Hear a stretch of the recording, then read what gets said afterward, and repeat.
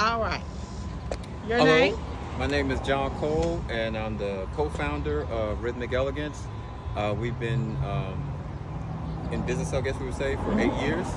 We started off as students, and we evolved to become teachers, and now giving out events. The reason why we are in the dance is because we just love dancing, and it was a way of doing it in a structured social format, as opposed to just at a regular club dancing. And I had been excited about it, and so I wanted to learn, and then I just kept elevating my understanding of it, and was able to teach other people how to do it. And as Dana says, yes, this helps with your cardiovascular system.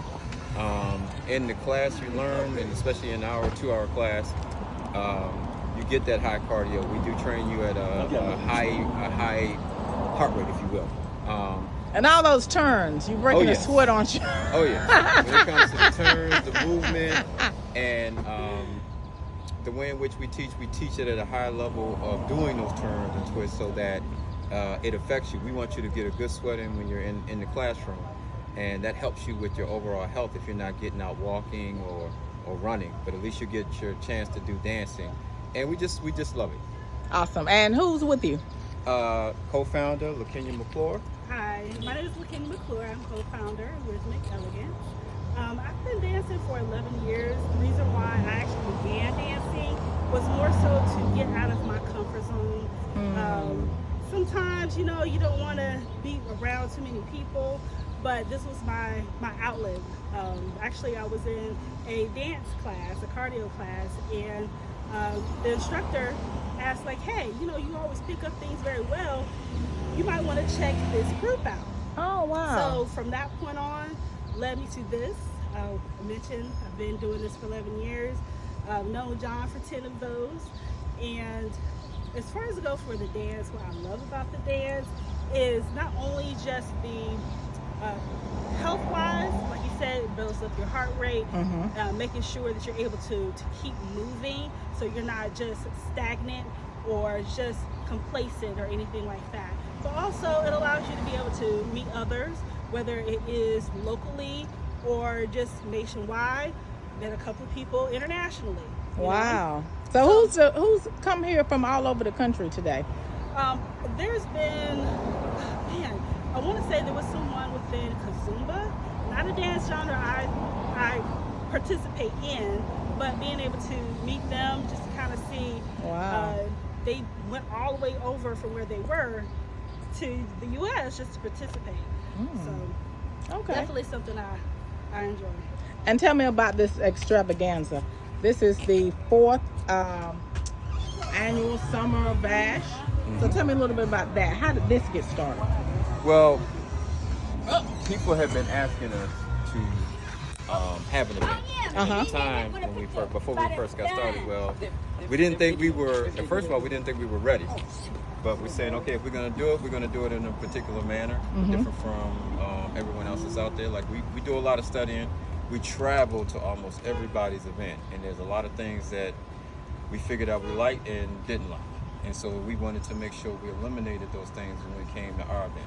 So we started our summer weekend bash 4 years ago. It started off as a Sunday only. We only had one day. Matter of fact, we were coming out of COVID. We got shut down. We were getting ready to do it. We got shut down during COVID, so we had to wait that 2 or 3 year period. Right. Then when we came out, we only had like 3 months. So we said, okay, we gotta do it now.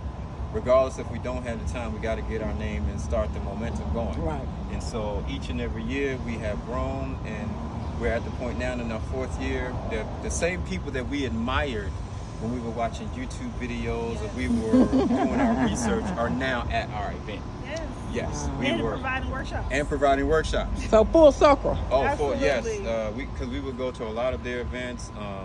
I would say groups like Capital City Steppers, which they're not known to come to ballroom functions, but they did because of our relationship with them. And what our whole genre was to pull in everyone. This is not a stepper set. It ain't a ballroom set. It's not a hand dance set. It's a full-on, everybody's included. So therefore, in our workshops, we had how to follow and stepping. We had walking. So walking is a staple in the stepping community, and you really don't have people walking at a so-called ballroom set. But at our function, that's exactly what happened. We brought in Gino Spears, who is he won the world's largest many years ago, and he's helped to establish stepping in the Dallas, Texas area. So we went out to his event back in January, and then he came over to ours. Wow. And to do a workshop. And we also had a pristine stepper, Sarah Teagle.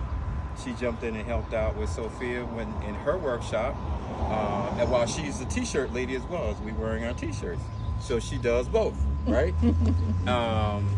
I've been working with our caterers, our photographers and videographers for many years. As a matter of fact, I'm super excited about the videos that were done this time because he was able to use a Steadicam and walk throughout the crowd. And so now we'll get a different perspective, right?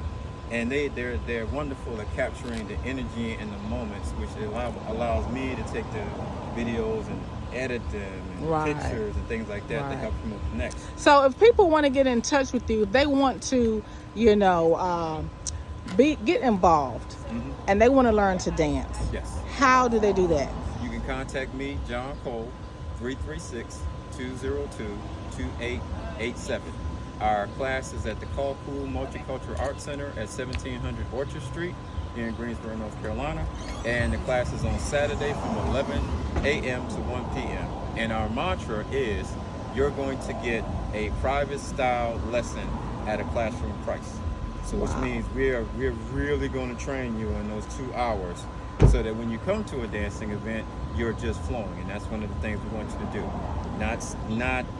Not executing steps, flow within the music, flow within with what you're doing. So if you have no experience, or if you feel like you have 2 left feet, you come on down. We got people with no feet, partner needed. No partner needed.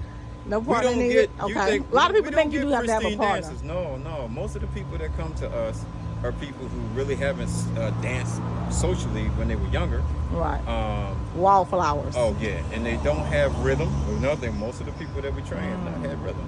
So we got to train them how to count in the absence of having that internal rhythm within you, right? But you got to, even with us who have it, you still have to count. And that's one thing we learned from the masters is that doesn't change. No matter if at the beginner level, if they're doing a super duper competition.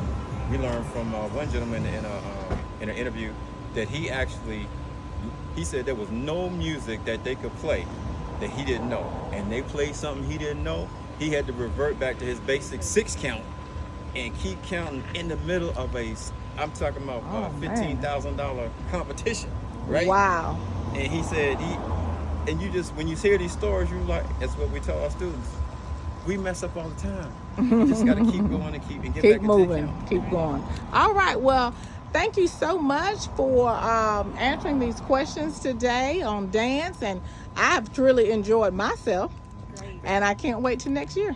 All right, thank you. We'll see you there. Hopefully we'll see you too.